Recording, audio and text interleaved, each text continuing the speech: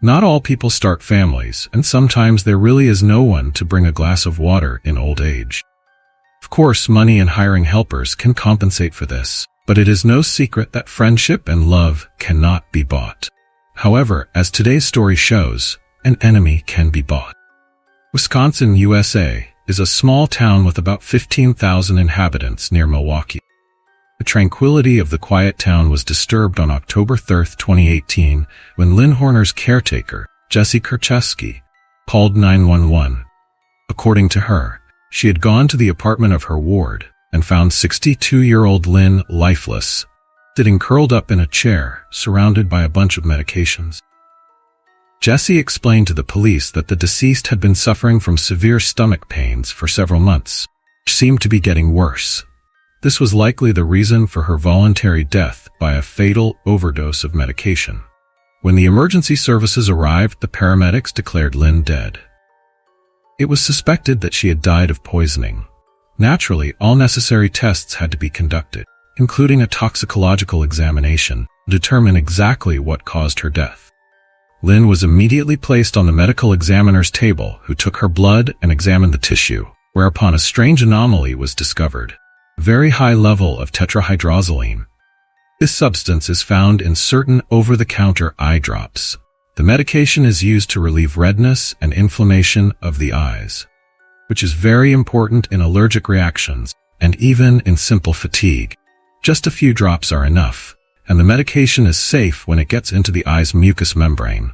However, if taken orally, especially in large quantities, it can be harmful and even dangerous. When a large amount of the substance is ingested and enters a person's stomach, it can cause vomiting, internal bleeding, memory loss, and, at high concentrations, even death. A very painful process, which aligns with the caretaker's descriptions of the persistent stomach pains that tormented the deceased. The medical examiner was immediately concerned about this strange choice of suicide method, since there are far less painful and quicker ways. A 62-year-old woman would hardly want to suffer for months to die. Most likely, her suffering was caused by a gradual increase in tetrahydrozoline levels in the blood. Based on this, the expert suspected that Lynn was a murder victim. According to the autopsy report, investigators agreed with this version and began investigating the crime. Lynn had no children and had outlived all her relatives.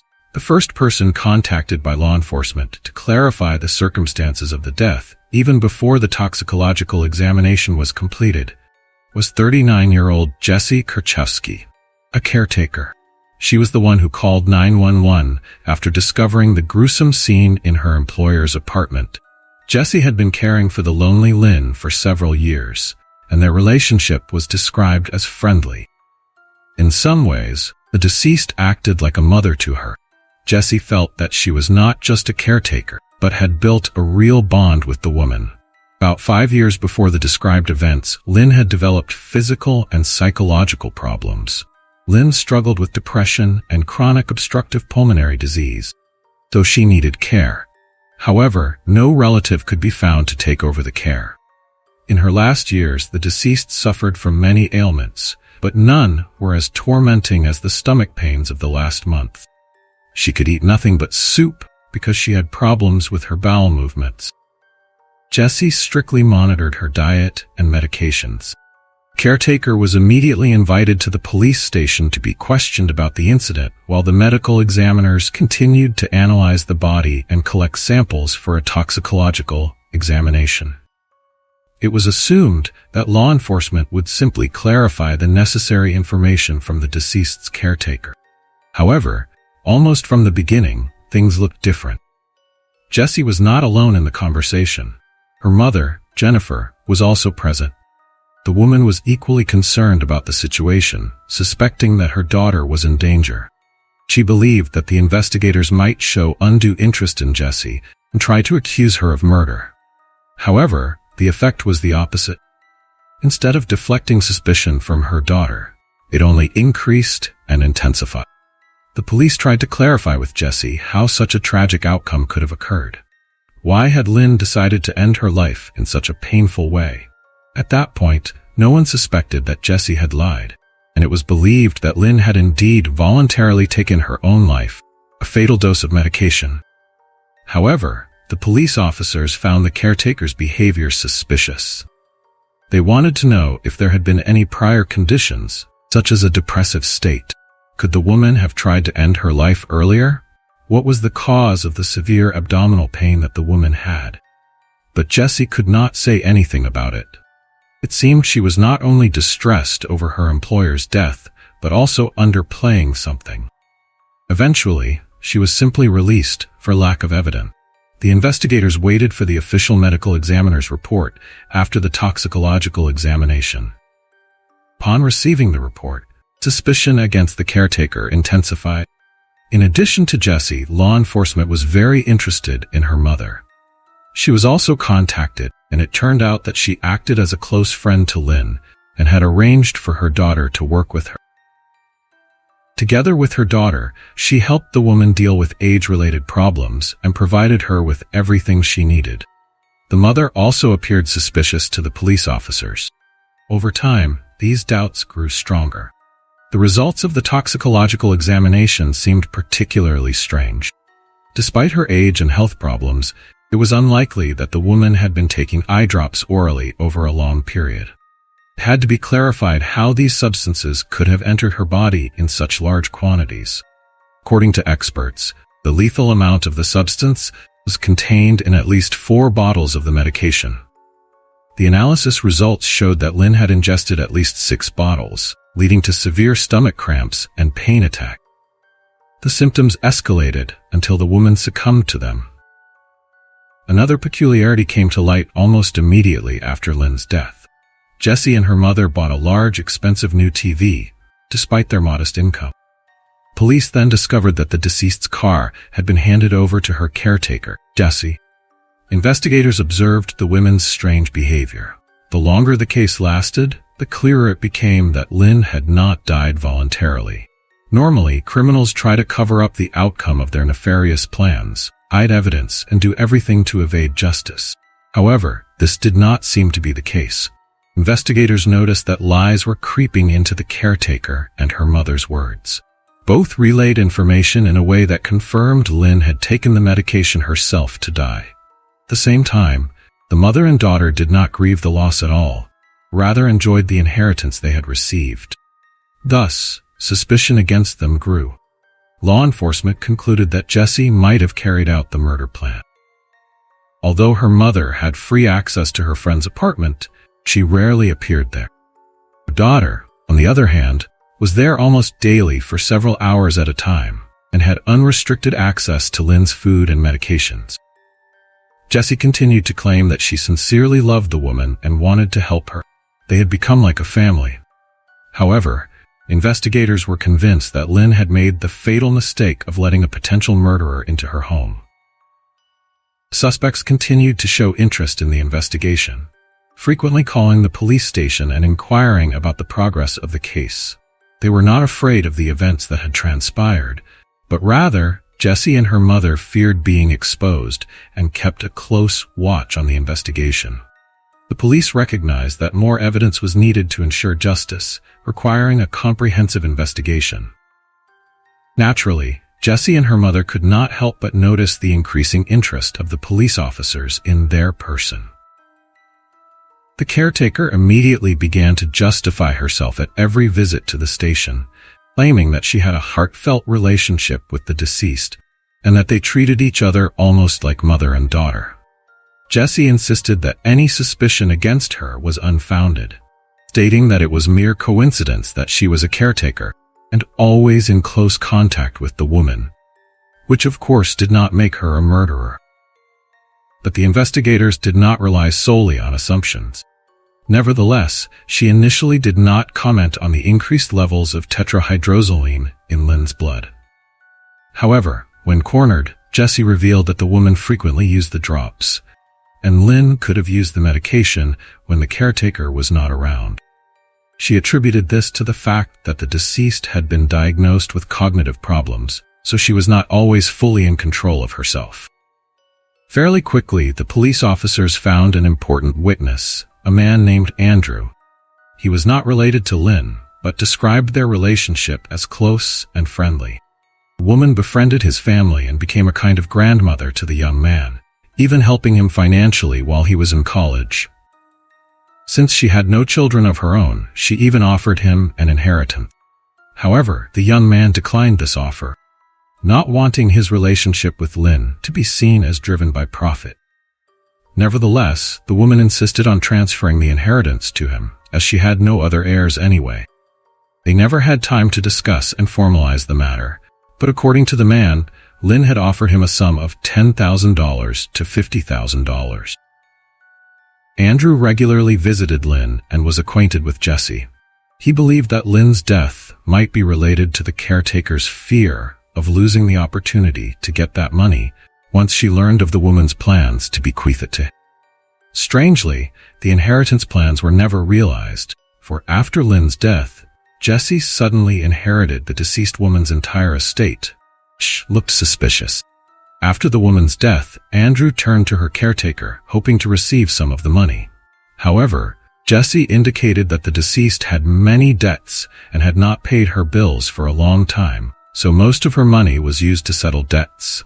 The man then decided to contact lawyers to verify all the information. Jesse then contacted him and agreed to a meeting, handing over documents proving the repayment of Lynn's debts. After settling all debts, Jesse allegedly had only $26,000 left, which she offered to split in two. When the police officers got hold of these documents, it turned out that they were forgeries created using computer software. Jesse had never paid anything to anyone. Investigators became interested in Jesse's and Lynn's financial affairs and began to examine this information closely. They quickly discovered that Jesse had made suspicious transactions with Lynn's finances over the years she worked as a caretaker. Jesse had filed loan applications with banks in her employer's name. The loans were approved and the banks granted them, all in the deceased woman's name, but the actual funds were used by Jesse. It turned out that she had borrowed about $300,000 over the years, with only $88,000 left at the time of the police check. In response to the financial demands of the police officers, the suspect justified herself in every possible way, claiming that all this was done at Lynn's request. She claimed that the woman had provided the documents for the loans herself and had signed them, and that Jesse had spent nothing. However, all the facts spoke against her. Regarding tetrahydrozoline, Jesse eventually stated that Lynn often asked her to buy eye drops, always taking a supply of 4 bottles at a time, which she then gave to her employer. The caretaker saw that her ward knew how to use the drops and administer them into her eyes, so she did not control the process. However, law enforcement officers were suspicious of her statement. No bottles of eye drops were found near the body at the crime scene. Instead, pills were scattered around, none of which were found in the victim's body. Jesse claimed that Lynn kept the drops on her nightstand next to the bed, but a thorough search of the apartment found them nowhere. The web of lies grew thicker, pointing to an apparent forgery. Obviously, someone had disposed of the packaging to cover their tracks. The medical examiner was certain that the deceased had been orally administered eye drops over a long period, leading to poisoning, unbearable pain, and ultimately death. Self-administration of so many drops before death seemed unlikely, suggesting that a poisoner was involved. Since Jesse spent most of her time with Lynn and was responsible for her food and medication, she became the main suspect. Interestingly, the investigators did not even call Jesse or invite her for questioning. She came to the station every time to see how the investigation was progressing. Caretaker continued to insist that she had no reason to kill the woman, excluding any financial machinations and money as a motive.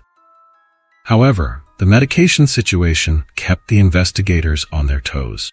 Jesse was pressured, and the caretaker began telling incredible stories, claiming that Lynn supposedly liked to mix vodka with her eye drops, stating that this doubled the pleasure of the alcoholic drink. According to Jesse, she did not know that regular eye drops could be life-threatening and considered it a common female quirk. Jesse said that on that fateful morning, she had brought 4 more bottles of eye drops to the apartment. She continued, saying that Lynn even mixed the drops with water, and this had been going on for about 6 months before the tragic end. Obviously, the story became more and more bizarre, as Jessie hoped to clear herself of any charges, despite the evidence the investigators had found. The investigators were convinced that she was cornered and gradually making up excuses. Finally, it was decided to arrest the caretaker on suspicion of premeditated murder and tampering with evidence at the crime scene. Jessie's mobile phone was sent for forensic analysis, providing the police with even more material. It turned out that she was in constant contact with her boyfriend Scott. The dialogues between the couple interested law enforcement the most. As it turned out, the caretaker's excuses that she could not have known about the harmful effects of eye drops and their potential dangers when taken orally were lies. Jessie had spent a long time researching this information on the internet when she began caring for the future victim. During this time, she learned about products containing this substance very well, as if she had deliberately chosen medications containing this substance in large quantities. Naturally, eye drops were at the top of the list since they were the least suspicious. They were available in any quantity without a prescription. The only thing left to do was to convince the woman to take the substance orally, or to discreetly mix it into her food or drinks. Given her cognitive problems, this seemed an easy task. Her correspondence revealed that Jessie's boyfriend did not know she was trying to poison Lynn. However, a strange dialogue between the two young people took place a few months before the tragedy. Jess confessed that Lynn was in very bad shape. She had vomited blood and that the woman had then been taken to the hospital. There, the doctors provided help and diagnosed tetrahydrozoline poisoning. It turned out that the caretaker could not have been unaware of the medication's effects. The police officers tried to determine if Scott might have been involved in the incident and summoned the man for questioning. He denied knowing about the poisoning. At the same time, according to Jessie's statement, he knew that her ward had been poisoned with eye drops. Nevertheless, he did not believe all these stories. Before contacting the police, Scott thought Jessie was a pathological liar. Their relationship was on the verge of breaking down. He was sure that the poisoning story was a figment of her imagination, made up to evoke his sympathy and make him reconcile with her. In September 2018, Jessie had another conversation with Scott. She reported that Lynn had again been poisoned by medication and was in the hospital. According to her, the ward was in intensive care and on life support. In reality, the woman was already dead by this time. Scott had had enough of the relationship and wanted to end it for good that day. Jess tried again to deceive him, arousing sympathy with her reports of her employer's serious condition to keep him. But could she have used the person she called her second mother to pretend to be poisoned to get her boyfriend back? Could her mistake have led to a fatal overdose, or was it a carefully crafted plan to seize an elusive inheritance? Jess had two main motives. She wanted money, of course. Hundreds of thousands of dollars in loans taken out in Lynn's name had to come to light at some point. It's possible the employer discovered all this, leading to her own downfall. Jessie took possession of the woman's property and money. The second motive was the desperate desire to maintain her relationship with her boyfriend. Scott had repeatedly talked about breaking up, and Jess covered herself with the sick woman's condition to manipulate and keep him. Thus, the suspect surrounded her life with a web of lies that even the investigators could hardly penetrate. Despite all the investigators' efforts, Jess never admitted her guilt. She continued to claim that Lynn drank vodka daily and added the drops voluntarily. In October 2023, the trial began. By then, the investigators had unraveled the full extent of the accused's financial fraud. It turned out that Lynn's credit limit had increased from almost zero to $2,000 since 2016. This was just the beginning. After her death, almost $16,000 was stolen from the woman's apartment and used to pay off some of her debts. According to Jessie, she only repaid the loans in Lynn's name. However, the origin of all these amounts was determined. The debts were interconnected. Jessie had taken out loans in her employer's name totaling about $300,000. Additionally, valuables worth $150,000 were stolen from Lynn's apartment after her death. Initially, everything had disappeared, but it turned out that Jessie had almost immediately received money in her accounts after her ward's death. This was probably money from the sale of Lynn's belongings. Lynn herself was a wealthy single woman who hardly ever used credit cards or loans. It was not unusual for her to possess all these things, making the sudden, rapid increase in debt, which began immediately after hiring a new caretaker, very suspicious. During the investigation, officers found that Jessie gambled at casinos every month and spent large sums with her boyfriend, who knew nothing of the money's origin. The couple visited gambling establishments at least twice a month. The investigation also revealed that Jessie had a criminal record. Despite her young age, the accused had a rather extensive criminal record involving forgery, fraud, and gambling. Since 2010, she had suffered from severe gambling addiction. In February of that year, Jess defrauded two people of $4,000 by taking out loans in their names. Although she did not use forged documents, it was proven that the funds were obtained solely through fraud. By 2010, Jess had lost over $45,000. During this time, she borrowed another $2,500 and also applied for a loan of over $6,000 using her mother's documents, claiming Jennifer had approved the loan. Of course, this was a lie, like everything else. As a result, Jess received a loan of over $2,500, secured by her mother's car. Fraudster never repaid this amount, and her mother almost lost her car. She had to gather a large number of documents to prove she had not taken out these loans. During the investigation, the woman was sentenced to 2 years in prison, but never served the full sentence, being released early, good behavior. However, the mother claimed that her daughter was severely addicted to gambling. Prosecution insisted that the 39-year-old Jess committed premeditated murder, financially enrich herself at the expense of her victim. Additionally, she could write off all the loans she had taken out in the name of a sick woman who suffered from cognitive disorders and allegedly recklessly went into debt. During her detention, the poisoner confessed to a cellmate about killing Lynn. However, she claimed she did it because the woman had been suffering from pain and a progressive illness for years. In the caretaker's view, it was an act of mercy, as she could no longer watch the person close to her suffer. According to the defense lawyers, Jess did not kill her ward. The woman did indeed suffer from cognitive disorders, progressive illnesses, and stomach pain. According to Lynn's defender, she took vodka with drops to induce a kind of euphoria. Her employer convinced Jess of the necessity of such therapy, emphasizing that it made it easier to sleep, so she administered the medication without realizing the potential dangers. According to the prosecution, Jessie gave her employer water with 6 bottles of eye drops on the day of the murder, although the actual lethal dose was 4 bottles. During the trial, the accused confirmed that she had given Lynn water with the contents of 6 bottles of eye drops to drink. Initially, the caretaker was against it and advised Lynn not to take the drops, but after a long argument, she relented, not knowing that the drops could be so dangerous. Jessie then left for a few hours to run errands, unaware of how much water, the substance her employer had actually consumed, and how it would affect her.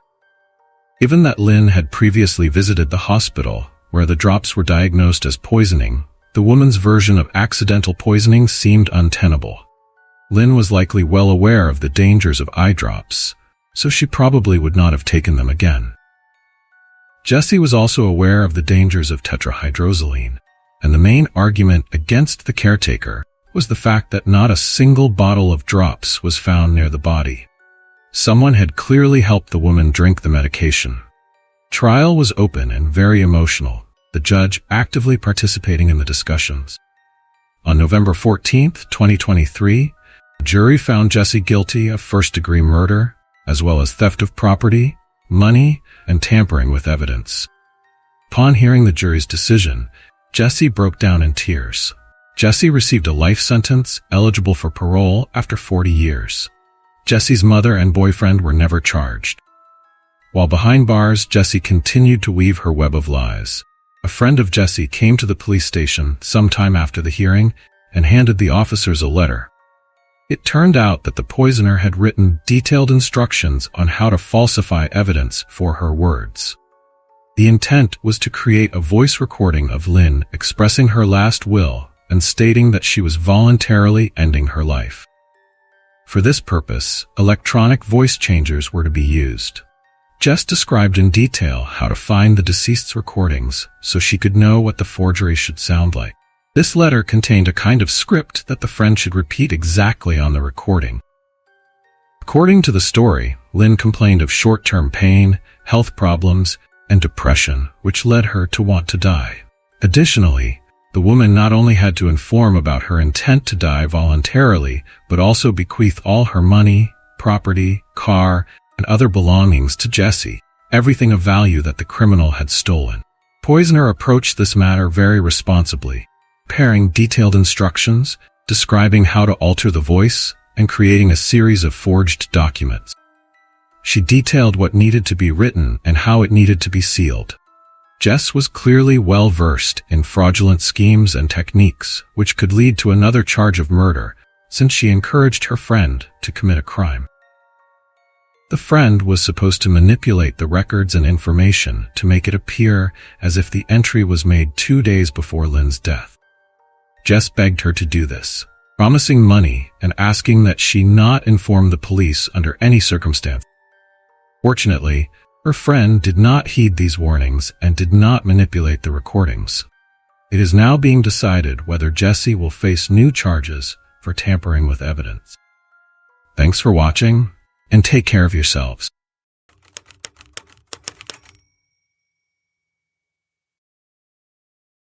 A crime usually has a motive. Based on this, the police investigate who might have attacked the victim and under what circumstances. In some cases, however, people's actions remain a mystery, even though they can cost innocent people their lives. Even though many people find the numerous surveillance cameras in cities unsettling, it can hardly be denied that they increase safety. While they cannot yet prevent horrific crimes from being committed, they at least help to solve them. As in today's story, Lorraine Cox was a 32-year-old woman who lived in Exeter, Great Britain. She was with a man named Day who lived in Scotland. The distance between them was great, but they had gotten used to it. Initially, they met on weekends, talked, and their feelings grew stronger. By then, the couple had been together this way for 2 years. During this time, their relationship reached a new level. Despite the distance, they were engaged. Now they wanted to build a future together and get married. Lorraine was even planning to have a child together. However, in 2020, these rosy plans were, as is well known, thwarted. The pandemic and the lockdown began. In February 2020, Lorraine moved to Scotland to be with her beloved. He held a temporary visa and spent a lot of time there. In the summer of the same year, the quarantine regulations were relaxed, so Lorraine wanted to return to Exeter for a month or two.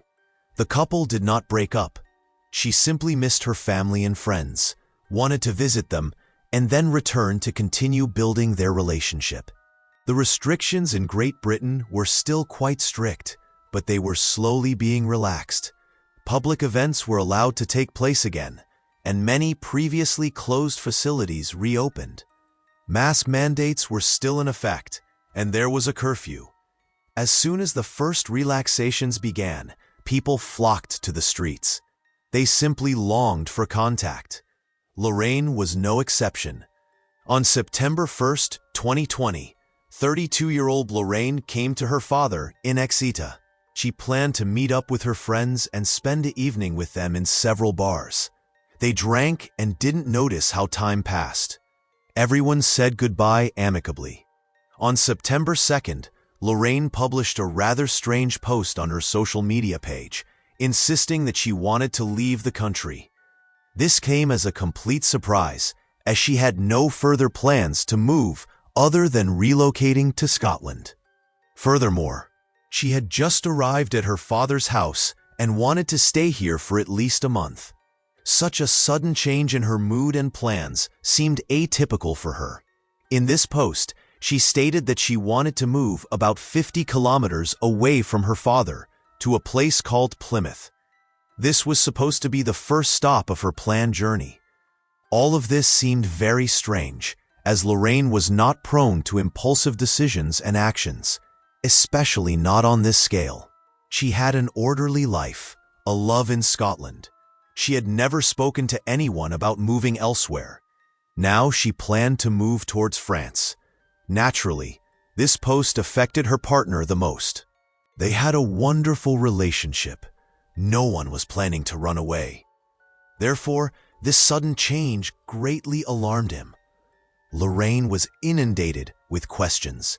At first, the young woman answered everyone willingly, but the longer the communication lasted, the greater the suspicion grew. Everyone who knew Lorraine well could not recognize her writing style. She started using atypical emojis and words and made strange mistakes. What worried her relatives the most was that these messages conveyed a certain malice. It seemed as if she wanted to accuse them of something. However, Laura had no arguments with anyone and maintained a cordial relationship with everyone. There was no single reason for aggression, let alone such radical changes in life. Lorraine's father, Tony, with whom she was staying at the time, even spoke to a family friend and showed him old and new messages from his daughter. He pointed out obvious discrepancies and contradictions in the style and text that had occurred. Even someone who didn't know her well noticed suspicious moments. Her boyfriend wrote the most during this time, trying to understand what was going on and why she was distancing herself from him. At first, Lorraine only replied briefly and coldly, without giving detailed answers, but then became increasingly sharp. Communication ended when she sent a middle finger emoji. This reinforced the conviction that a different person was on the other end of the messenger and not the Lorraine the boyfriend had known for 2 years. The trip had nothing to do with a breakup or disagreements. The couple had no conflicts. They valued each other. Therefore, these responses seemed too strange. Unfortunately, due to the distance, the young man was completely powerless. He could do practically nothing. It was a different situation with Lorraine's father. Tony immediately decided to get to the bottom of the matter, but he was traveling and therefore could not simply go into his daughter's room to look for clues. He began speaking with friends, especially the group Lorraine had met with the day before her spontaneous move to Plymouth. The man was scheduled to return a day later. As soon as he was home, the first thing he did was go into his daughter's room. There, his suspicions were confirmed. By this time, he had already spoken to her immediate circle and friends. It turned out that no one had seen Lorraine since they said goodbye at the bar, and everyone went home. When Tony entered his daughter's room, everything looked as if she had not returned after meeting her friends. The items she had brought from Scotland were in their place. Nothing at all was missing from Lorraine's room. It looked as if his daughter had spontaneously left on a big trip without any hassles. That was simply impossible. The most disturbing thing was the bag of medication left behind. Lorraine had diabetes. She always carried an emergency bag with her, no matter where she went, to check her blood sugar levels. This had become part of her daily life, without which she could die. The young woman never left the house without these medications, not even for 5 minutes, not even to go shopping. For short trips, such as to a bar with friends, she took a smaller bag so as not to have to carry all the equipment around. The fact that this was still untouched in her room was very worrying given her big plans. Tony ascertained that his daughter had not returned from the bar. The father suspected that something disturbing might have happened in connection with his daughter's health. Then all these messages she had exchanged with friends and relatives were much too inappropriate. Tony wrote to his daughter again on social media, saying he was worried about her health and wanted to know if she was okay. The man emphasized that he would have to contact the police if she did not contact him personally. The message was read, but no reply came. After that, the suspicious activity simply stopped. Tony and Lorraine's friends could no longer bear it and started searching. They first searched the area around the bar where the group had celebrated on the night of September 2nd, looking for traces of the missing woman. They interviewed witnesses, put up flyers, and walked the approximate route the missing woman should have taken home several times. Since she never arrived there, it was obvious that something disturbing must have happened along the way. Law enforcement agencies and journalists were immediately involved. They didn't really believe that Lorraine could have been the victim of a health problem. It was clear to the investigators that if something had really happened to her, she would not have been able to send alarming messages to everyone she knew. Furthermore, several days had already passed. The missing person would certainly have been found in one of the city's hospitals. Checking all the people who had been admitted there remained inconclusive. The situation appeared much darker, and it looked more as if the young woman had gotten into trouble because of another person. The journalists eagerly spread information and rumors that something terrible had happened to Lorraine. Information emerged that a rapist had been active in this area back in May 2018, 2 years before Lorraine's disappearance. A 1-year-old man named Robert Proud had attacked a woman who looked similar to Lorraine.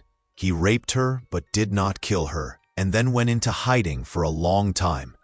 The perpetrator's modus operandi suggested that he was experienced in such matters, so there could have been many more victims. He had already served his sentence, but now it was assumed that Lorraine could be among his victims. At the time of Lorraine's disappearance, Robert was free and living in his house, not far from the route the missing woman was taking home. Everything fit together. The man was arrested, and an attempt was made to get a confession out of him. Robert Proud was pressured during interrogation. It was assumed that the man had kidnapped, raped, and tortured her. She might even have died, and he had tried to dispose of the body. It was suspected that he had taken her cell phone to communicate personally with her friends and family members, to buy time and confuse everyone. There was another theory. It was assumed that Robert had attacked her, but Lorraine had not been killed and was only hiding so as not to become his victim again. She might be afraid that the rapist would harm her again. In any case, the investigators' priority was to find the victim. She was clearly in danger. Robert could be holding her hostage. The whole situation could get out of hand and seemed quite dangerous. To confirm at least one of these theories, they began checking the surveillance camera recordings along the route Lorraine must have taken that fateful evening. Even after reducing the number of video recordings by considering the time intervals, there were still about 11,000 hours of footage from more than 400 cameras installed on 120 different facades. Reviewing and analyzing these recordings took a lot of time, but the result was worth it. The investigators received initial clues that should help bring the perpetrator behind bars. Finally, a woman appeared in the recordings who matched Lorraine's description. After leaving her friends at the bar, she headed toward her father's house and did not turn off the route. She almost made it to her destination, but a few streets before her father's house, her attention was drawn to something. She stopped in front of a kebab shop, which was located on the ground floor of a multi-family house. The establishment was open at night. Lorraine went inside. Apparently, she wanted to get some sustenance, as she bought something to eat and left the building to consume it on a bench. After that, she went back home. At around 2:45 a.m., she reappeared near the establishment. This time, the young woman did not enter the premises through the main entrance, but walked around the building to the side door. Most worryingly, Lorraine was accompanied by an unknown man. That seems strange. as he did not look like a casual passerby. The young man left the establishment around 2 a.m. and walked in the same direction as the customer when she was eating on the bench. According to the recordings showing them together, he managed to attract her attention, and they went somewhere.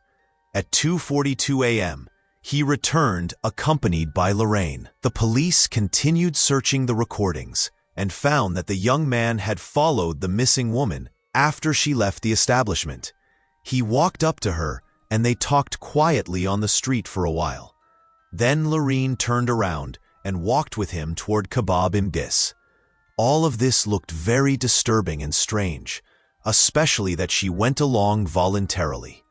There was no one else in sight on the street. The investigators suspected that this young man was a type of predator who had selected a victim and might be connected to her disappearance and the messages she sent to her relatives.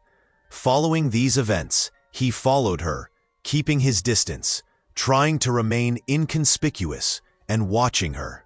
It looked like a rapist tracking a woman.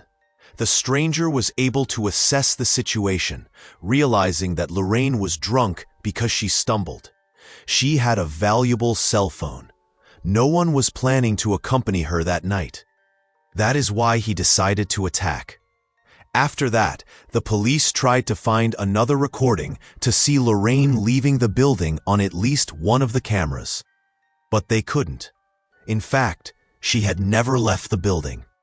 Re-examining the recorded video footage took even more time, but the investigators could only confirm that the missing woman had not left the building.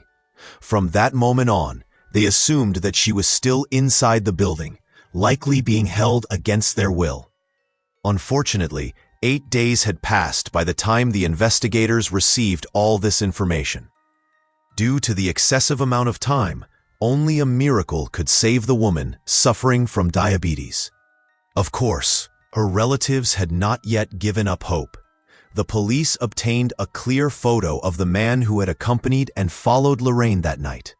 It was printed and distributed everywhere, including through the media, to find witnesses. Naturally, they first went to the restaurant and spoke to the owner of the kebab shop. The man told the police that his apartment was above the premises, but he had rented it to a young man who had moved in about a month ago. The young man had rented the apartment and was very withdrawn, so much so that the landlord knew nothing about his origin and was even unsure of his name. When the police officers went up to the apartment, they expected a bloody crime scene. But in fact, everything was neat and clean, even too clean. The young man who lived there showed his ID, which registered him as Christopher Meyer. There were no signs of Lorraine. He let the investigators in without any problems. They looked at everything and made sure that no one was being held against their will. Then they showed Christopher a photo of the missing woman and a surveillance camera image showing a young man who looked very similar to him accompanying Lorraine into that house. He categorically denied that the face in the photo was his and stated that he did not know any Lorraine. The police officers did not believe him, however, as the photo was clear and the faces were very similar. A brief exchange of words ensued. The young man stuck to his statement. At the end of the conversation, Christopher admitted that he had an unconventional sexual orientation and therefore would never have brought an unknown woman into his apartment. The police were interested in Christopher's cell phone. It was taken for examination, where it was determined that the missing woman's SIM card had been in it. Unfortunately, it was no longer there, but this at least confirmed that Chris had seen her before. Upon checking, the investigators determined that the suspicious post on the missing woman's social media page had been posted from this cell phone. It was obvious that Christopher had sent all these strange messages to the relatives. After the disturbing incident, whatever it may have been, Chris took the woman's phone.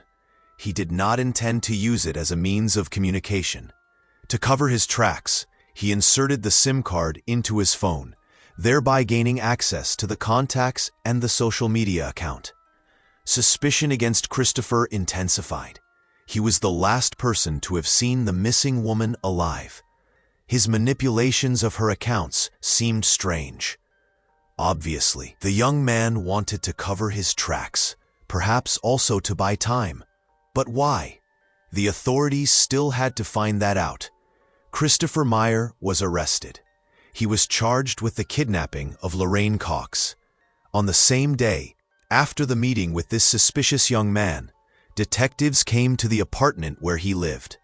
Experts meticulously examined everything with luminol.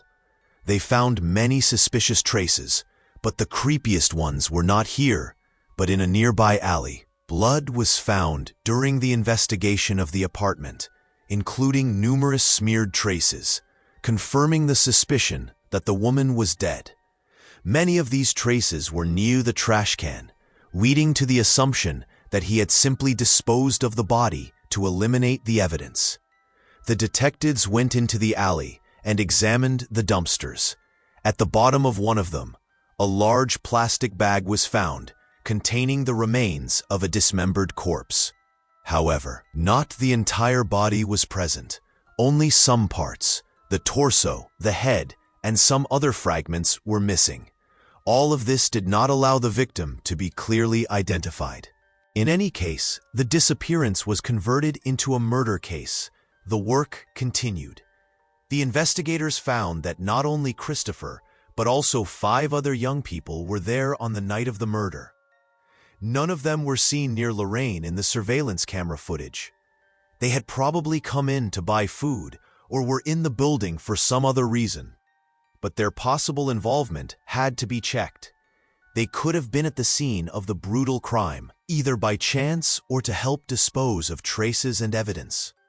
The investigators immediately noticed a significant difference in the behavior of the entire group. All except Christopher were cooperative and willing to give the investigators all the necessary information. The suspects were thoroughly checked. All were residents who lived on neighboring streets. They had come there to buy food. There were no grounds for suspicion against them. Therefore, all 5 were released without charges. Christopher Meyer was the exact opposite. He only communicated reluctantly with the investigators. He withheld most information and tried to give confusing and ambiguous answers to questions. Apparently, the young man hoped that the police did not have enough evidence against him, but he was wrong. It immediately became clear that his real name was not Christopher Meyer, but Azam Mangori. He was confronted with his lie. It seemed as if this was the beginning of the end of his flimsy legend. Unfortunately, that also turned out to be an exaggeration. Azam tried to justify his name change by saying that he was born in the Kurdish region of Iraq, where people were stoned for openly having a non-traditional orientation. After coming of age, he left his conservative homeland, but continued to fear being tracked down and killed. That is why he started calling himself Christopher. Since December 2018, he had been illegally residing in Great Britain so as not to be sent back to his homeland and die there. The main suspect continued to use an ID in the name of Christopher Meyer, which turned out to be a high-quality forgery. He needed it so as not to be easily discovered by immigration authorities. This explained why his landlord knew next to nothing about the young man. He kept himself carefully hidden, neither going to school nor working, and supported himself with odd jobs. But his talkativeness during the interrogation ended as abruptly as it had begun. After confessing everything, the suspect refused to talk about Lorraine Cox. However, his confession was not particularly important to the police. When the results of the DNA tests became available, they confirmed that the found remains belonged to the 32-year-old missing woman. Numerous traces were also found in the apartment where Azam lived. DNA and other evidence indicated that Lorraine had been killed and dismembered right there. Despite all his efforts, Azam did not manage to clean the apartment thoroughly enough. The police found a large handsaw and spare saw blades wrapped in plastic film.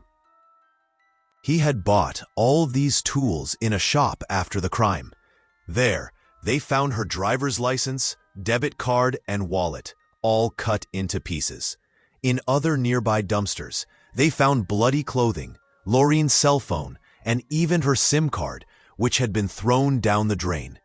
Unfortunately, the remaining body parts of the young woman had not yet been found. The investigators decided to check the location data of the suspect's cell phone on the day of the murder and the following days when he disposed of the evidence. They found that just one day before the police arrived, he had driven to a location on the outskirts of the city called Tin Pit Hill. The area was searched, and Lorraine's torso and head were found. All of this had not even been carefully hidden. The investigators noticed several disturbing details. First, a piece of her clothing had been stuffed deep into her mouth. Second, a piece of skin had been cut from her back, which was never found. It was assumed that the perpetrator had kept it as a trophy, like a madman. Unfortunately, other body parts of the victim were still missing. Furthermore, the remains were badly decomposed, making it difficult to determine the cause of death. The forensic pathologist assumed that the woman had been strangled. Although there was weighty evidence of the perpetrator's guilt, he remained persistent and fabricated lies. Azzam even tried to involve prohibited organizations in the incident. The trial began in the spring of 2021. A confession could not be obtained, but together with his defense team, Azzam significantly changed his story. Now he claimed that he actually had a normal sexual orientation. On the night Lorraine wanted to get something to eat after visiting the bar, he saw her and went down. Then he approached her on the street and pressured her into sexual acts. The accused insisted that the woman came to the apartment voluntarily to have sex with him. The couple drank all night. Laura took some prohibited substances. When Azzam tried these, he experienced a strong perceptual disturbance and lost consciousness. When he came to, he found his visitor lifeless in the bathroom. According to him, there was a puddle of urine beneath her, which led the accused to conclude that it was an overdose. Azzam tried to resuscitate her, but it was no help. For some reason, he did not know the emergency number, panicked, and simply sat on the floor in the bathroom next to the lifeless body. Then hallucinations began. He saw dark entities coming out of the woman's mouth, and therefore stuffed her mouth with a piece of a t-shirt to make it stop. In fact, he stuffed the piece of fabric so deeply into her mouth that she could have suffocated on it. Despite the description of genuine panic, a video was found on his cell phone that Azzam had recorded around the same time and sent to a friend. In it, he was calm, with a serious expression, blowing smoke into the camera. He attributed the appearance of this video to his attempt to calm himself down. His behavior became even stranger. Instead of finding the number for the emergency services, Azzam decided to dispose of the body and began to feign flight from all relatives. Of course, this story sounded unbelievable, but he had no other defense. In the following days, according to his statement, he simply did not know what to do and kept the deceased's body in his apartment until he decided to get rid of it. When the nervous tension peaked, the accused decided to dismember the body and dispose of the parts. He ordered a taxi to transport the bag of remains and bury it in a forest on the outskirts of Exeter in Tin Pit Hill. The prosecutor reported how obsessed Azzam was with the topic of amputation. Judging by the videos he frequently watched, the forensic pathologist was impressed by the precision of the cuts. The man had obviously been dealing with this topic for a long time and was well prepared. That evening, he had been actively chatting with men and women on an escort site, looking for company for the evening, but nothing materialized. Then he decided to act when he saw Lorraine alone on the street eating. She was a suitable victim. Azzam had probably planned this murder in advance to implement his secret fantasies. Despite clear evidence of his guilt, the trial against 24-year-old Azzam lasted 5 weeks. Finally, the jury found him guilty of murder and attempted obstruction of justice. The young man was sentenced to life imprisonment, but retained the right to early release after 20 years in prison. This means that he can be released at the age of years after the tragic events. Lorraine's fiancé suffered the most from the loss. He admitted that a part of him died when he found out everything. Every day he lives with this pain and fights against despair. The father of the murdered woman organized a charity march in which everyone who cared about his daughter's fate took part. They silently followed the route she should have taken from the bar to her home, but which she could never complete. After that, Tony became an activist, demanding that even more video cameras be installed in Great Britain so that they could not only help find criminals, but also prevent similar brutal crimes. Furthermore, he began regularly donating to an organization that works against rape and is still active in Great Britain today. Although justice prevails, Lorraine Cox's relatives still wonder how the bloodthirsty criminal Azam managed to lure the woman into his apartment. The cameras show that she follows him without coercion. Azam himself explained that he approached her and offered her alcohol, which she liked. Lorraine went inside with him. They had sexual intercourse and smoked. However, according to the toxicology report, no traces of prohibited substances were found in her body. Furthermore, the forensic pathologist is convinced that she did not die from diabetes. Therefore, his entire story appears to be a lie, unfortunately. We will probably never know what actually happened within the walls of his room, because only Azam and the deceased know about it. Some believe that he took advantage of her kindness and simply asked her for help, and Lorraine could not refuse and fell into a trap. Thank you for watching, and take care of yourselves.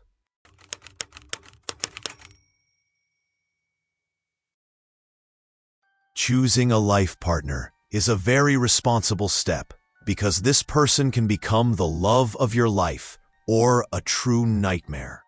Today's case concerns precisely the second option, which has become a true madness. For a woman, pregnancy is usually a joy. Unfortunately, not everyone shares this view. In such a situation, the good news can become an occasion for bloody revenge for some. Angel Ormston was born in 1975 in a quiet suburb of Mentor-on-the-Lake, Ohio. In this community, of approximately 7,000 residents, everyone knows each other. The children of the families got along well and grew up together, their daily routines very similar. Even the local high school was the only educational institution for most of the town's residents. Angel was a sociable and cheerful woman. She loved to drive around with her friends, playing loud music. The favorite meeting place for local teenagers was a large shopping center in the neighboring larger town. There were restaurants, movie theaters, and shops of all kinds. No wonder Angel found a part-time job there. She was hired at a fast food restaurant. In the summer of 1992, she was preparing for her final year of high school. This part-time job gave her the opportunity to earn money for her expenses and save some money, as she wanted to go to college. Angel's daily routine followed the same pattern every day. She worked in the morning and rested and spent the afternoon with her friends. On a Friday evening, July 31st, 1992, 17-year-old Angel wanted to go to the restaurant where she worked to get her pay and do a little shopping. She promised to be back before closing time, but she was very late. Her mother, however, wasn't worried and simply went to sleep, assuming Angel was out with friends and would be back later. When the woman woke up the next morning, she didn't see Angel in her room. But that didn't worry her much, since her daughter had stayed over at friends' houses several times before. It was the weekend and school holidays, so the mother pushed away all bad thoughts. There was no crime in this close-knit community.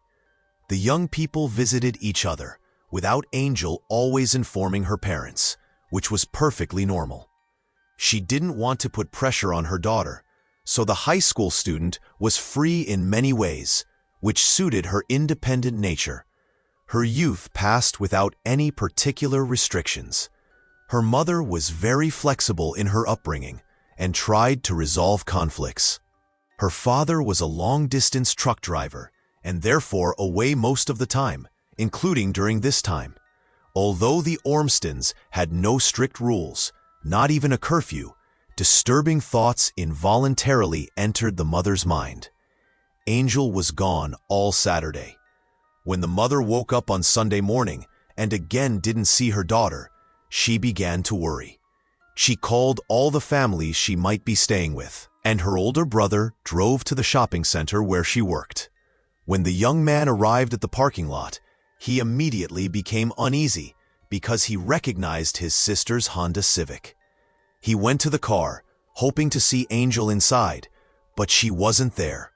Instead, his sister's purse, her brush, and other personal belongings were lying on the driver's seat. It looked disturbingly like she had suddenly disappeared from the car.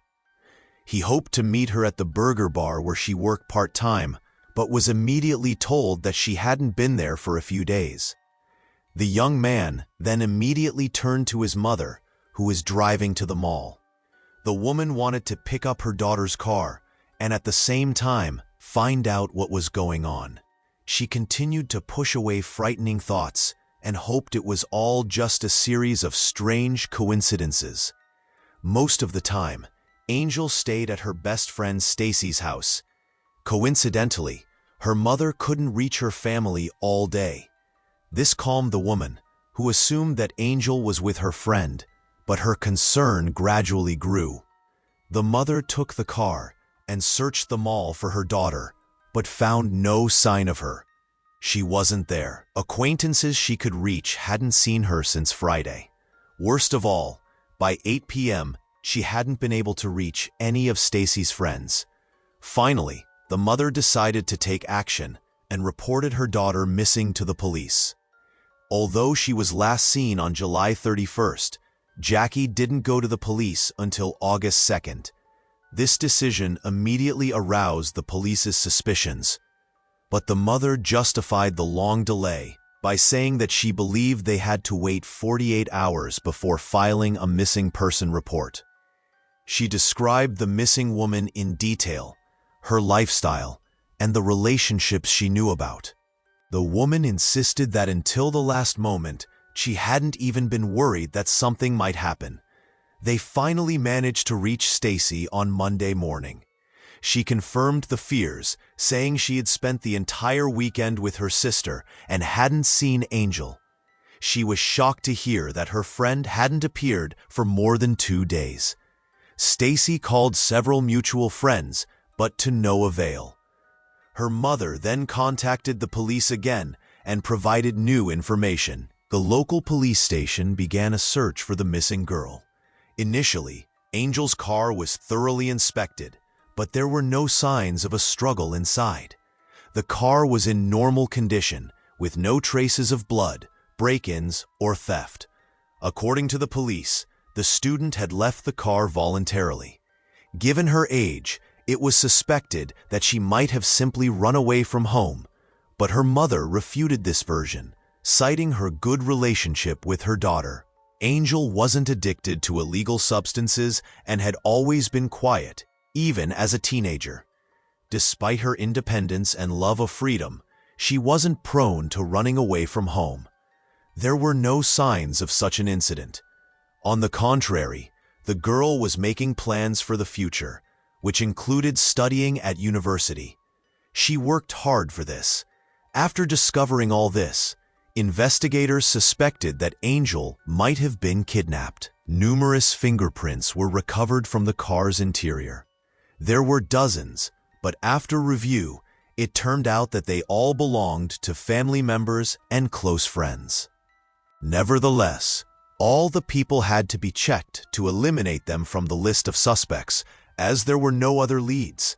The investigation began with Angel's father, a long-distance truck driver, but he was quickly removed from the list. He had a solid alibi, which was confirmed. At the time of his daughter's disappearance, He was in another state. Next, it was the mother's turn. The woman immediately aroused great suspicion when she refused to take a lie detector test. This reaction was so unexpected that it caught the attention of investigators. Other suspects were immediately ruled out. The investigation focused on the woman. Law enforcement officials emphasized that the mother waited a long time before contacting the police. The fact that the mother retrieved her daughter's car from the parking garage as soon as she found out about her aroused even more suspicion. Could she have done this to destroy possible evidence? Police were unable to force the woman to take a polygraph test. There was also no physical evidence against her. So, investigators continued their investigation, but from that point on, the missing woman's mother was the prime suspect. According to the woman, the last place Angel planned to stop by that evening when she left home was a burger bar. However, after consulting with the staff who worked there that evening, it turned out that the young woman had not shown up for work to collect her wages. Investigators took advantage of the situation and decided they immediately began to gather further information from the young woman's colleagues. They immediately ruled out the mother as a suspect, as the missing woman had a good relationship with her family, but they put forward several hypotheses. The most interesting of these was a reference to a former manager known for his inappropriate behavior toward female employees. They suspected that the young man had observed them changing into their work clothes. He was later fired for an incident related to sexual harassment. Several local female employees reported that this manager had touched them inappropriately. Police investigated the man and discovered that he already had a criminal record for inappropriate behavior toward minors, which automatically made him the new prime suspect. Other girls confirmed that he paid special attention to Angel. He constantly sought opportunities to get closer to her, stayed alone with her in the kitchen, and made inappropriate remarks about her. When investigators received this information, they even forgot about the missing woman's mother. The former manager was quickly located and questioned. He denied any involvement in Angel's disappearance and stated that he hadn't seen her since they started working together. The young man insisted that he was far away from her hometown on the day she disappeared. He provided his timesheets as an alibi. The document confirmed that he had been at another fast food restaurant that day. Nevertheless, the suspect wasn't about to be eliminated so quickly. Investigators continued to speak with people at her workplace, re-interviewing the burger bar's employees and even the management. This revealed a little secret that Angel had kept from her family. As it turned out, Angel had been fired for systematic lateness. It was true that she was on her way to the restaurant to collect her wages, but it had been her last payment. However, this didn't provide any new clues to explain her disappearance. One by one, all of her colleagues were removed from the list of suspects, as they all had an alibi. The suspected manager and even Angel's mother were also considered unlikely perpetrators. This left the police at a dead end. Even questioning the missing woman's closest friends yielded no new leads. Everyone was stunned at the thought that someone in her circle of friends could harm the missing woman. Angel was gentle, trusting, and always avoided any conflict, but her agreeable nature did not change the fact that a malicious person wanted to exploit her naivety to lure her into a trap. Too much time had passed, so it was now presumed that Angel had died. During all this time, she had not contacted anyone, had not appeared anywhere, and had not used her money. Given these facts, the police began to re-examine her immediate environment, since in such crimes, the closest confidants are often the perpetrators. Now her best friend, Stacy, became the investigators' target. They had already spoken with her, but only very superficially. The conversation with her lasted more than 4 hours. From the beginning, the young woman showed great cooperation, but denied any involvement. She was removed from the list of suspects when Stacy presented an alibi, which was confirmed. She had spent the entire weekend at her sister's, and the girls were within sight of each other the whole time, as they had cooked together. The police then tried to find out if she knew anything about Angel's relationships with men. Stacy confirmed that her friend had recently had her eye on a young man named Mark Sotka. He was a 19-year-old man who had graduated with honors from high school shortly before the events, the same school the girls had attended. According to Stacy, Angel had long been in love with him and even hoped for a serious relationship. She was quite reserved, especially around boys, so only Stacy knew about Mark. She hadn't even told her mother. During this interrogation, Angel revealed an even more shocking secret. According to her, Angel had found out about her pregnancy shortly before her disappearance. The friends had discussed this possibility several times. Angel hoped that if she told Mark about the future child, he would accept her and the child, seeing it as the possible beginning of a life together. Stacy was skeptical, but her friend had convinced herself that she could now start a family with the man she loved. The investigators were in no hurry to speak with Mark, but wanted to prepare themselves first and examine his biography. Apparently, the young man was not ready to become a father. Shortly before Angel's disappearance, he had enrolled at university. It was suspected that Angel was just a summer fling for him, after which he would concentrate fully on his studies. Nothing compromising could be found against him. The man had no criminal past. On the contrary, he had an impeccable reputation at school. Mark was then summoned to the police station to speak with the young man. When he arrived for questioning, the boy was very surprised to find himself a suspect in Angel's disappearance. He denied any involvement and also refuted Stacy's claim that they had been in a relationship.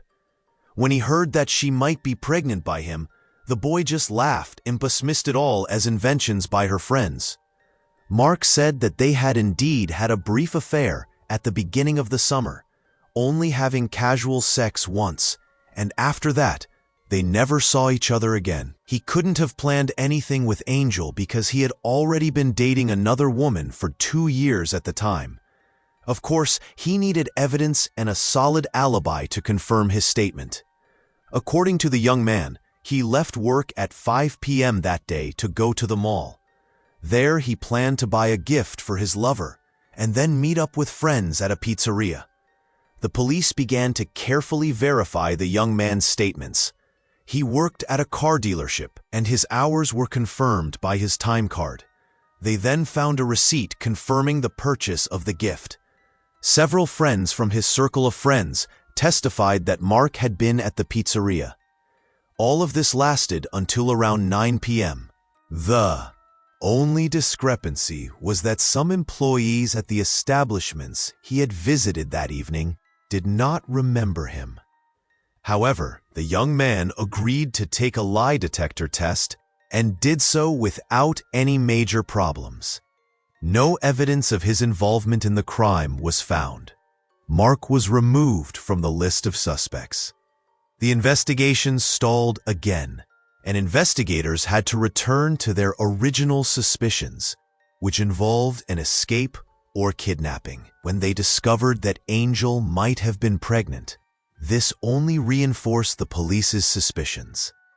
The family might have been against having a child at the age of 17, which is why the student might have fled to start a new life alone with her baby.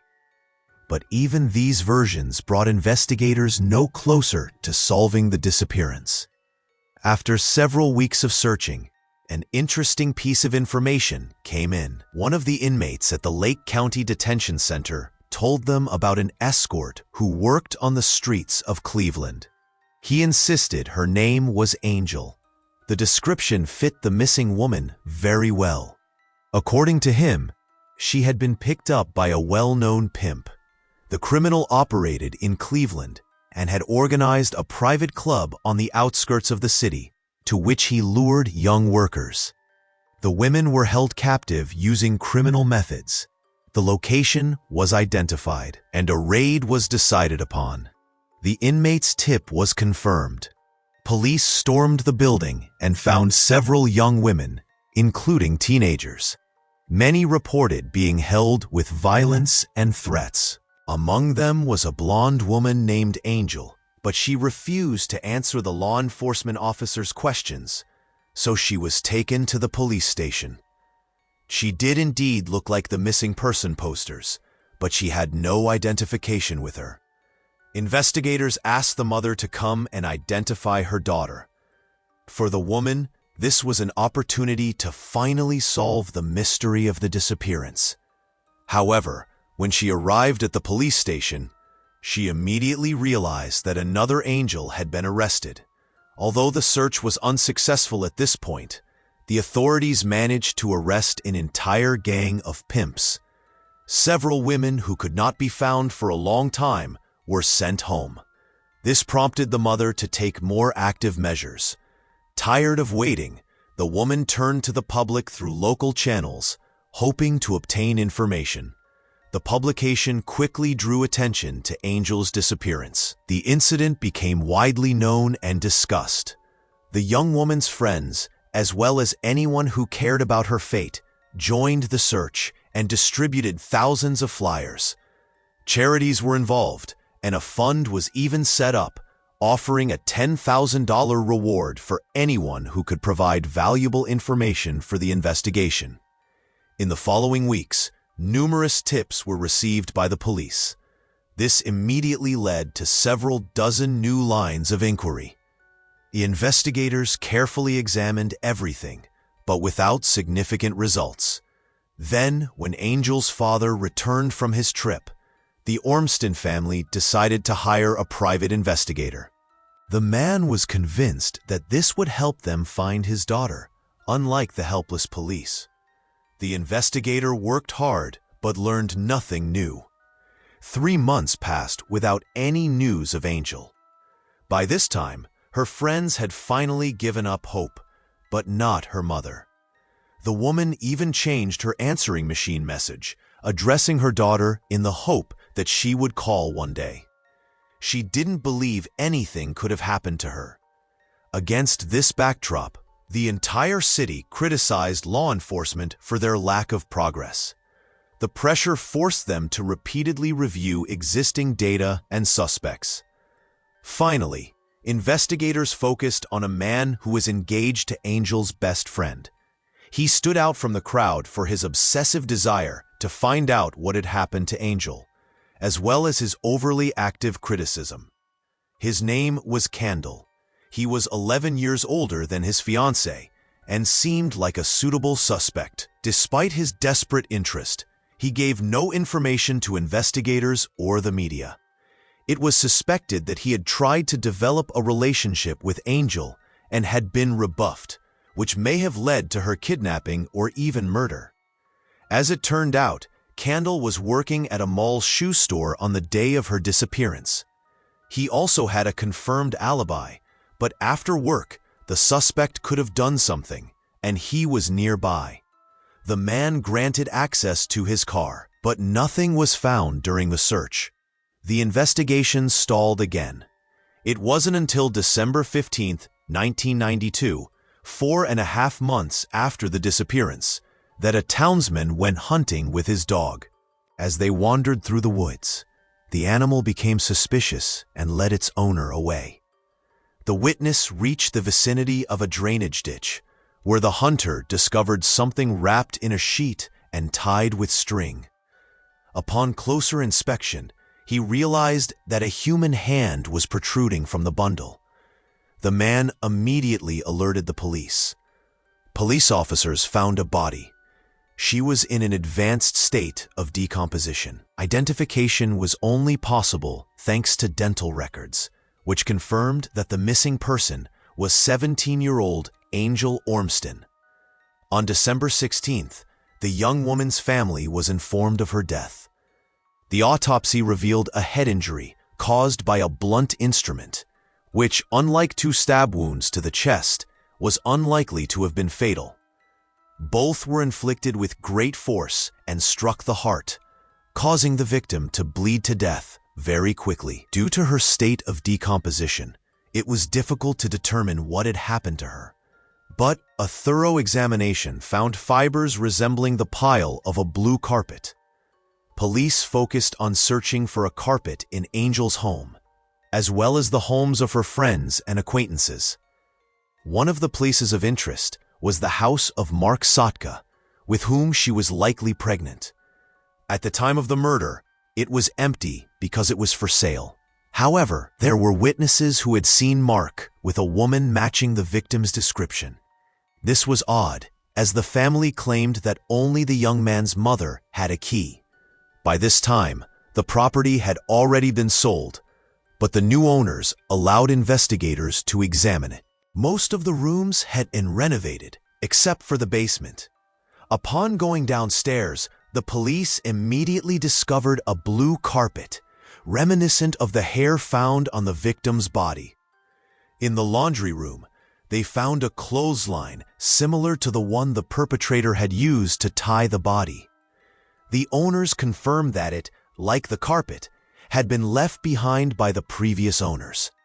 The items were taken for examination. The microscopic fibers and the string matched the items used in the murder. A bloody fingerprint was also found in the basement. 5 months after Angel Ormston's disappearance, on December 31, 1992, 19-year-old Mark Sotka was arrested on suspicion of murder. Upon his arrest, the young man claimed that the police had no evidence against him because he wasn't the person they were looking for. He immediately refused to cooperate with the investigators. The detectives then conducted a more thorough examination of his car. They discovered that he had attempted to clean the interior, but a few small drops of blood remained. During interrogation, the young man was able to break free thanks to ample evidence. He confessed to doing something he described as stupid. When asked to give a more detailed account, he confessed to Angel's murder. According to Mark's testimony, he had invited her to the house to have sex with her again, but that evening, things didn't go as planned. Unexpectedly, she confessed to him that she was pregnant and that Mark was definitely the child's father. All this triggered a fit of uncontrollable rage in the young man. He demanded an abortion, but the woman refused. An argument ensued. Angel threatened him with trouble, whereupon he punched her several times in the face. The woman fell to the ground. The man took a knife from the garage, returned to the basement, and stabbed her twice in the chest. Then, calmly, he drove to his friend's place at a pizzeria, chatting, laughing, and joking, acting as if nothing had happened so as not to give himself away. When he returned that evening, he wrapped the body in a sheet, tied it with a clothesline, transported it in the trunk of his car to a wooded area, and left it in a ditch. Afterward, Mark returned to the house, removed the traces of the crime, and cleaned his car. After a 5-month investigation, the murderer was finally caught. After interrogation, Mark was charged with first-degree murder. He showed the place where he had discarded the knife he had used to inflict the injuries, but despite an intensive search, it could not be found. However, even without the knife, the young man had hardly any chance to defend himself. The motive for the attack was the woman's pregnancy, which hampered his future plans. Mark had no plans for this woman and wanted to continue his relationship with another woman. In February 1993, the defendant formally pleaded guilty to the maximum sentence then in force in the state. He was sentenced to life imprisonment, but even received the right to early release after 30 years. The Ormston family noticed that he showed no remorse or compassion even after the verdict. The young man's complete lack of empathy explained how he managed to fool the polygraph. After that, Mark was put behind bars. After serving 20 years in prison, Mark Sotka took advantage of an old Ohio law that entitled him to an initial early release hearing after serving 2/3 of his minimum sentence. Upon learning of this, Angel's family and friends intensified their efforts to prevent the young man's release. These efforts were successful. His release was denied. In July 2023, after serving all 30 years, he appealed to the parole board again. But this time too, the victim's family resisted. Mark Sotka is still incarcerated. Angel's family addressed the media and declared this a major victory for them. The mother emphasized that the Ormstons would do everything they could to keep the killer behind bars and would never forgive Mark Sotka, as he never apologized or showed remorse for his actions in killing Angel and her baby. Thank you for watching, and take care of yourselves.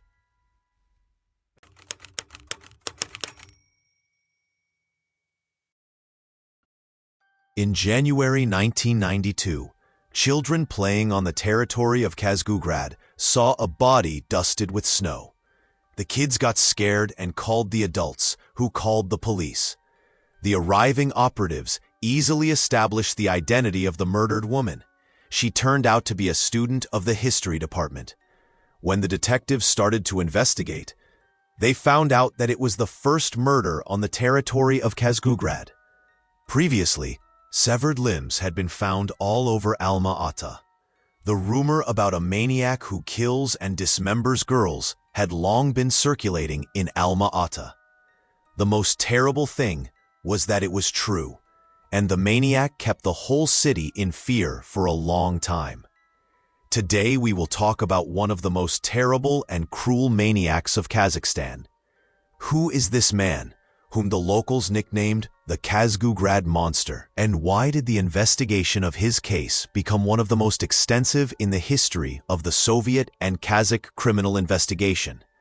Before we start, let me quickly remind you about the like, which you put not for the terrible story, but for me for the work done.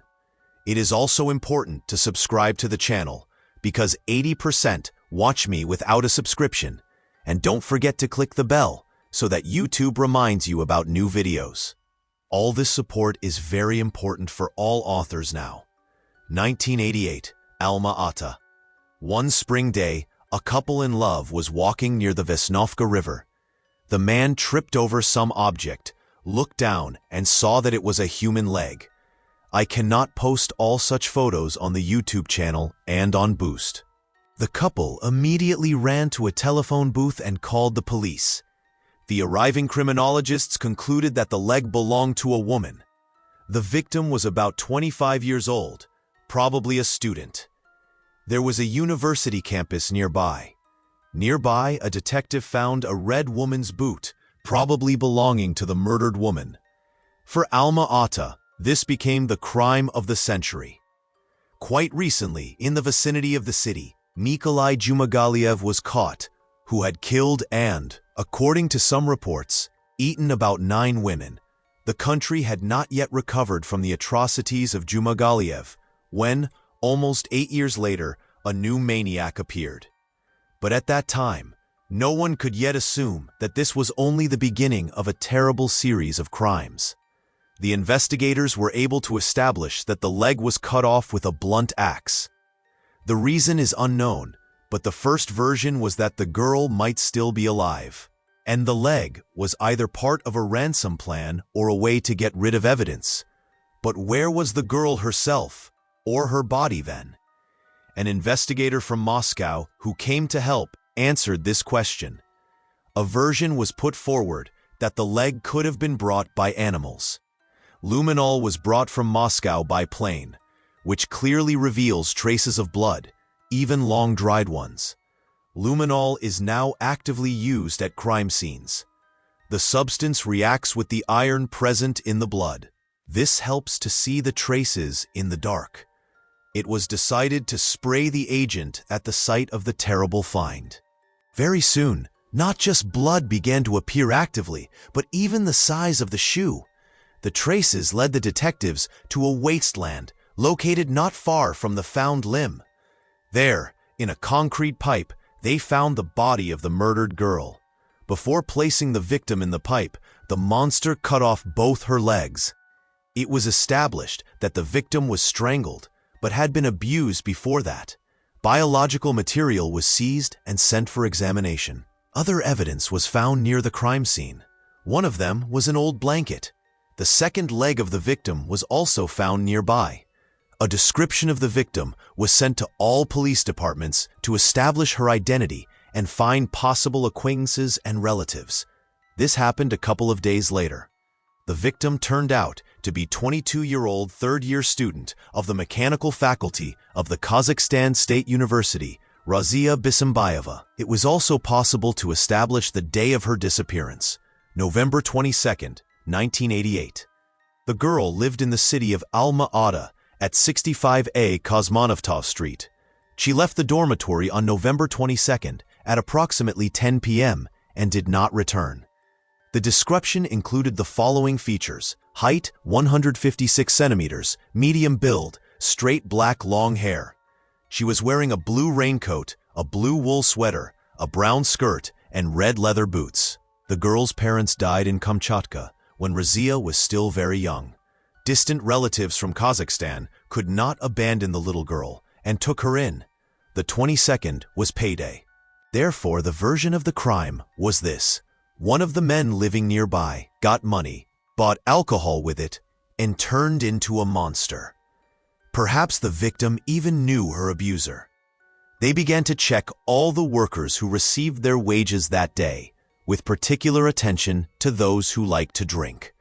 However, this yielded no results. Then another version appeared.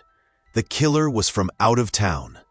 A month later, Raykon Seligbeva was going on a date in the evening. The girl also studied at the State University and was an excellent student.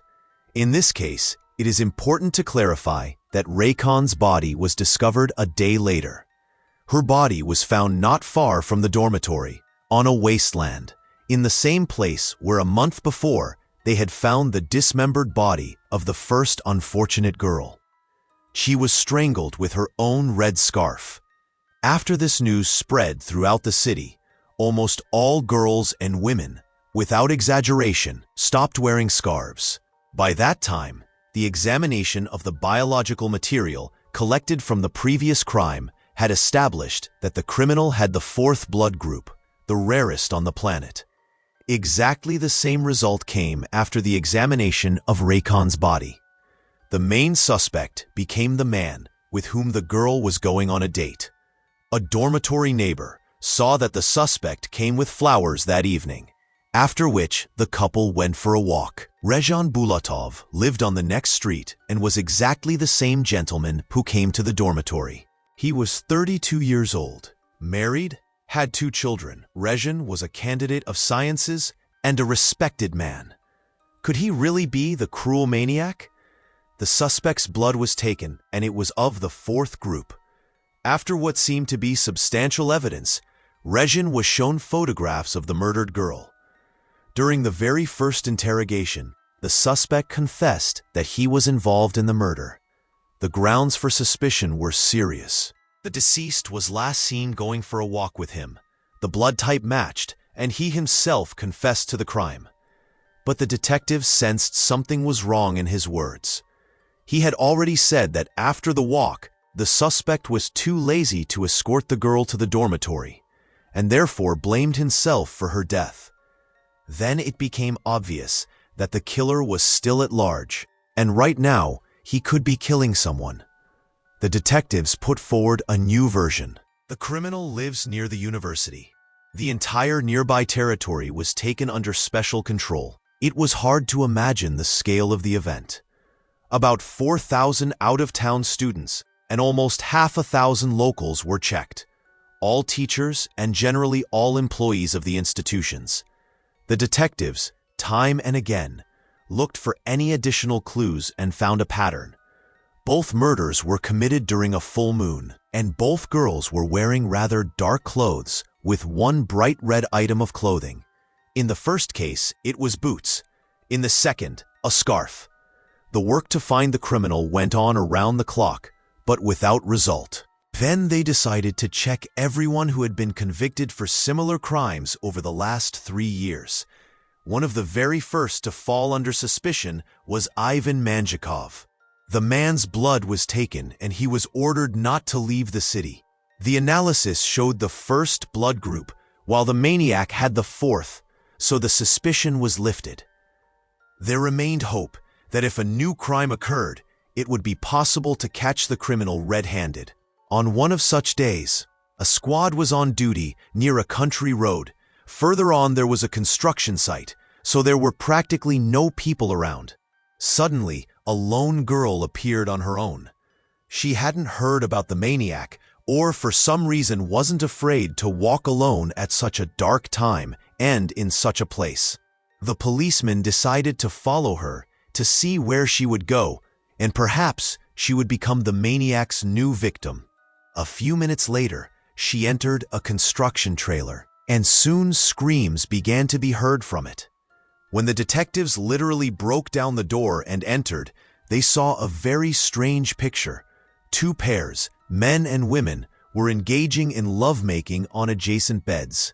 As it turned out, there was nothing unusual about that. Inspecting the trailer, the detectives found an old red blanket, exactly like the one found next to the first murdered girl. They also found a red scarf in the trailer. "Whose is it?" asked the investigators. Silence. No one knew. All 4 were detained and sent to the station. After taking blood from the young people, it was determined that one of them, a certain Sadakov, had the same blood type as the maniac. It was established that the suspect often drove around in his uncle's Zhiguli of the 4th model. It was decided to inspect the car itself. Inside, a woman's stocking was found. The student said that it was not his, but his uncle's. However, no one believed him, and the investigation took him seriously, establishing surveillance. But nothing suspicious was noticed about the guy, and the criminal case continued. One day, a student was working off her physical education debts and was running in the park. A man in a tracksuit caught up with the girl and dragged her into the bushes. However, a police squad was watching the girl. The criminal was subdued and taken to the station. But was this really the maniac written about in the papers? The attack was committed in the morning. Unlike the previous ones, the victim had no red clothing, and it was not a full moon. The criminal was checked. His blood was of the second group. But as it turned out, he was also a serial offender. He had previously committed an assault on a student. For these 2 episodes, the criminal was later sent to a colony for 8 years. However, he was not the maniac they were looking for. On February 21, 1989, 20-year-old Gulbara Malikova spent the whole day in the library. That night was a full moon. The girl never made it to the dormitory. The search lasted for several days, but they failed to find her. However, a few weeks later, 2 friends smelled a strange smell. It was coming from the basement. Going down to remove what was producing this smell, the young men saw construction boards and a lot of garbage, and the smell was getting stronger. Deciding that the smell was coming from the garbage, the guys decided to remove it. But under it, in a small pit, lay the body of a girl. The operatives who arrived on the call identified the missing Gulbara Malikova, who had disappeared several weeks earlier. An unusual observation: she was wearing a bright red hat. The girl was not just abused.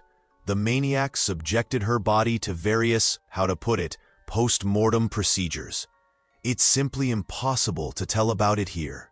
Then the detectives decided to check the 2 guys who found the body, in case they were hiding something. One of them had the 3rd blood group, and the second had the 1st. However, one of them had already come to the attention of law enforcement. It was the same Ivan Manjakov. He had already been checked for involvement in the murders, but neither his blood type nor his mental state fit the image of a cunning maniac. Manjakov had a diagnosis of oligophrenia. Throughout the entire period of the murder investigation, it did not move forward. Dozens of other crimes were solved along the way. The leadership put pressure on the investigation, demanding the immediate capture of the maniac. A whole task force was created, involving about 40 of the best criminal investigation officers from all over Kazakhstan. The powers of its participants included continuous patrolling of the streets in the university district and mass checks of all socially disadvantaged citizens. Practically the entire adult population of Alma-Ata, including employees of law enforcement agencies, had their blood type checked. And the maniac lay low at that time, as the series of murders caused a huge public outcry. Gulmira Otbekova, leaving the canteen after dinner, went towards the dormitory. However, halfway there, the girl's path was blocked by a strange man. After asking a few unusual questions, he took out a knife and put it to Gulmira's throat. The girl was abused and strangled. She was listed as missing for several months, after which her body was found. For the investigative team, this was a strong blow. Everyone was in despair. During the search, more than 40 crimes were solved. About 15,000 people were checked. But what to do? The killer was still not found. Comparing all the information for the 100th time, they found another detail. Almost all witnesses who were somehow near the crime scene heard some music. The detectives decided to seize on this information. Officers on the street began to approach groups with tape recorders, question them, and check what music they were listening to. All witnesses said they heard a certain song. However, law enforcement could not find this song. It was obvious that a mistake had been made somewhere, because everyone had been checked, which meant the maniac was definitely among them. It was suggested that the killer's blood type had been incorrectly determined, or that of one of the suspects. It was decided to send all repeated analyses to Moscow, and the result was shocking. It was found that the primary laboratory used an outdated method for examining biological material. According to the new data, the criminal has the first blood group. That is, several girls' lives could have been saved if the blood type had been established correctly, because the maniac had definitely been in the field of view. Apparently, all the work had to start over with the new data. It was decided to first check the most suspicious ones. One of them was Ivan Manjakov. Now, not only did his blood type match, but he had also come to the attention of operatives more than twice. He was the same man who found one of the bodies of the murdered girls. He was already convicted for assault, and after he was released the first time, he began to help in a suspiciously active manner. Very little is known about Ivan Manjakov's childhood. He was born in Alma-Ata in 1965, grew up in a single-parent family with his mother and younger sister, and was registered with a psychiatrist with a diagnosis of oligophrenia. In 1980, at the age of 16, he was arrested on charges of attempted assault on a 6-year-old girl, for which he was subsequently convicted and sentenced to a term of imprisonment, sent to serve his sentence in a general regime colony. After being released in April 1988, Manjakov returned to Alma-Ata, lived with relatives on Universitetskaya Street. Did not study or work anywhere. During this period, Manjakov began to demonstrate increased sexual desire, as well as signs of misogyny. At the moment when Manjakov was the main suspect, a new report came to the police station. That night was another full moon. A young couple was walking late at night. The girl was wearing a bright red raincoat. The maniac began to observe. The victim was not alone. This was a problem. The criminal could not restrain himself, turned on the music on the tape recorder, and approached. The guy's body was found with multiple stab wounds. It was erroneously reported in the media that the guy survived the stab wounds. But this is not true. The case materials indicate that the stab wounds were compatible with life. The girl did not have time to understand anything when the maniac rushed at her, abused her, and was already about to kill her, but witnesses ran to the screams. After managing to strike the victim, her name was Jamal Omarova, several times with a brick, he ran away. Fortunately, the blows were not fatal. They were afraid to pursue the monster, but ran to call for an ambulance and the police. A day later, Jamal came to her senses and identified her attacker from a photo. It was Ivan Manjakov. The serial maniac was detained in his own apartment. The moment law enforcement officers entered the monster's home, he began to confess to everything. Manjakov had long noticed a strange peculiarity about himself.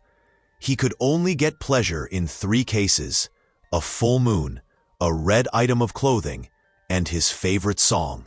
It was important that all 3 things were present at the moment of the murder.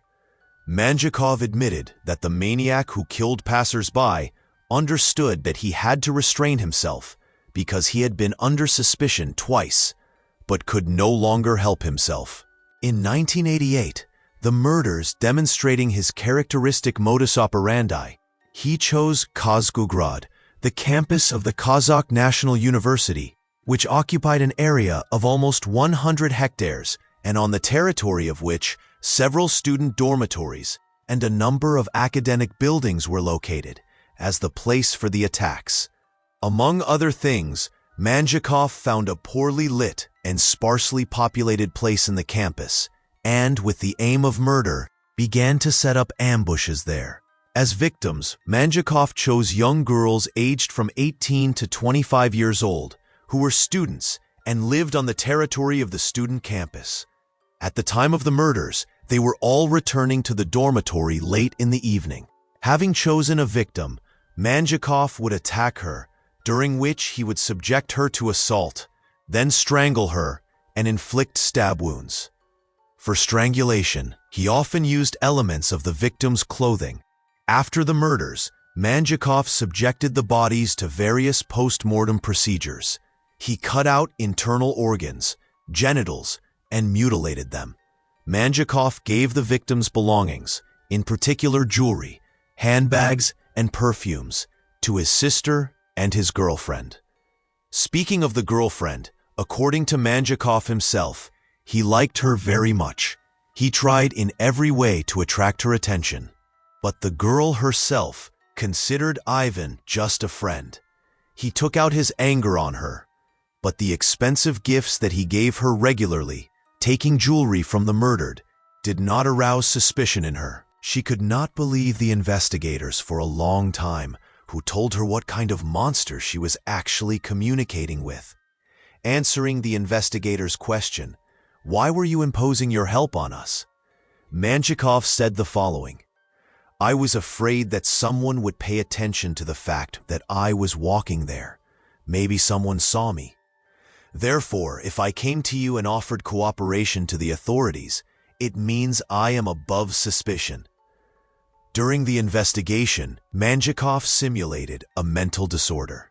However, a forensic psychiatric examination established that he was sane and at the moment of committing the murders was aware of the nature and danger of his actions, after which the case was transferred to the court. At the trial, Manjakov cried, asked for mercy, and portrayed himself as insane. His loud emotions and fits were drowned out by the crying in the courtroom. The relatives of the murdered girls could not contain their emotions. The Supreme Court of the Kazakh SSR sentenced Manjakov to an exceptional measure of punishment: death by firing squad. Manjakov wrote an appeal against the sentence, in which he noted his cooperation with the investigation and sincere repentance. However, the court, having considered the complaint, left it unsatisfied. The sentence against Manjakov was carried out at the end of 1990 in the pre-trial detention center of Alma-Ata. The documentary To Kill at Full Moon, from the cycle The Investigation was conducted, with Leonid Kanevsky, and the series of the Kazakh series 532. The Maniac from the Student Town, which I recommend to watch for those who are interested in this case. Thank you for watching and take care of yourself.